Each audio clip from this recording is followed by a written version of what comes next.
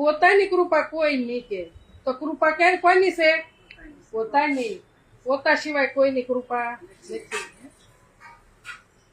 એટલે કીધું એવા ભણીને શું ફૂલ્યા રે મીઠા ફૂલ ફળ વિના રે જી.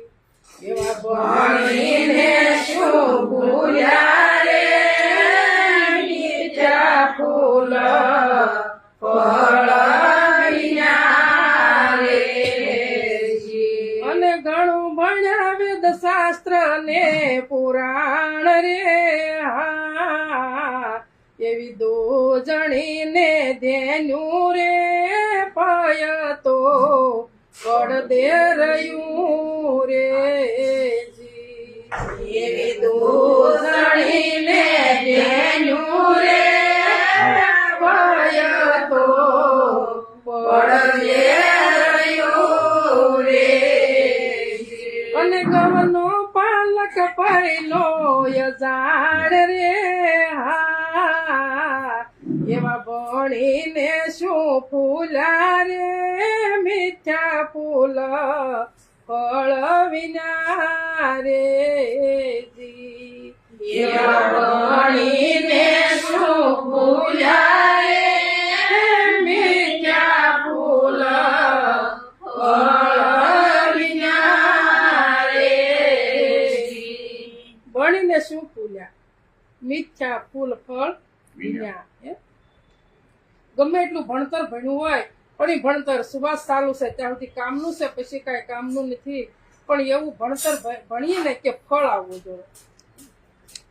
ભણતર ભણીએ છીએ દેહના ભણીએ છીએ પણ સ્વરૂપના ભણતા નથી. રૂપના ભણીએ છીએ પણ સ્વરૂપના ભણતર કોઈ ભણતું નથી. ભણતર ભણવાનું છે સ્વરૂપનું. એ ભણતર ભણીને એને સમજવાનો છે અને સમજણના ઘરમાં રહેવાનું છે, બીજું કાંઈ કરવાનું નથી. એટલે કીધું કે ઘણું ભણ્યા વેદ શાસ્ત્ર ને પુરાણ દૂધણીને ધ્યાન્યું આપે તો પડદે રહી. દૂધણી ધ્યાન્યું એટલે ભક્તિ છે. ભક્તિ કરીએ પણ સમજા વગરની ભક્તિ કરીએ છીએ એટલે કોઈને ખબર પડતી નથી. સમજા વગરની ભક્તિ કરીએ. ભક્તિ તો આખું જગત કરે છે. રામ રામ આખું જગત કરે છે પણ સમજ્યા વગર કરે છે. ભક્તિ સમજવી હોય તો કોઈ સંતને શરણે આપણે જાવું પડે. લાગઠ ભક્તિ કરીએ છીએ એટલે આ કોઈની ખબર પડતી નથી. કોઈ એટલે પરમાત્મા થાય છે અને આમ કહી તો દૂધ પણ.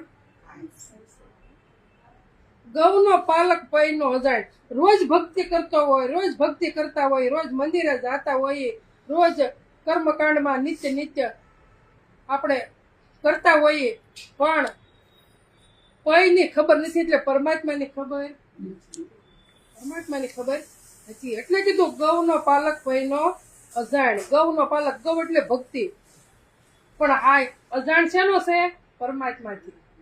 પરમાત્માથી અજાણ છે. એને ખબર નથી હું કોણ છું. ભક્તિ કરી જાય છે. પછી કીધું કે ગૌનો પાલક પૈનો અજાણ. પછી હું કીધું અને ગૌનો પાલક પૈનો અજાણ જ્યાં પૂરું કર્યું. પછી કીધું એવા આશાની બાંધણી રે પુસ્તકો બાંધિયા રે જી. એવા આશાની બાંધણી પુસ્તકો બાંધિયા રે જી. અને વિશેષ વાસીને ભરવા પેટ રે હા એવા પેટ માટે વેતારે પારકા ઓટલા રે જી. એવા પેટ માટે વેતારે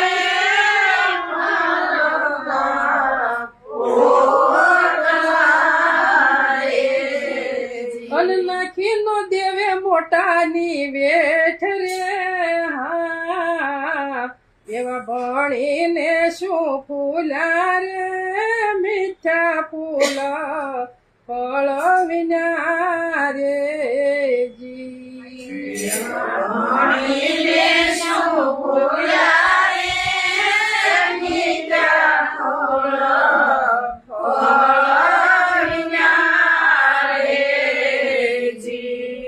આશાની બાંધણીએ પુસ્તકો બાંધ્યા. આશાની બાંધણી ભક્તિમાં રહીએ ને જ્યાં સુધી ત્યાં સુધી બધી ભાતની આશા થાય. જ્યાં સુધી ભક્તિમાં હોય ત્યાં સુધી. પણ જ્યારે જ્ઞાનમાં તમે જ્યારે પ્રવેશ કરો ને એટલે આશા એક પછી આશા બધી છૂટતી જાય. એટલે કીધું આશાની બાંધણીએ પુસ્તકો બાંધ્યા. વિશેષ વાસીને ભરવા પેટ. આ કલાકારો છે, કથાકારો છે, એ બધા શું કરે છે?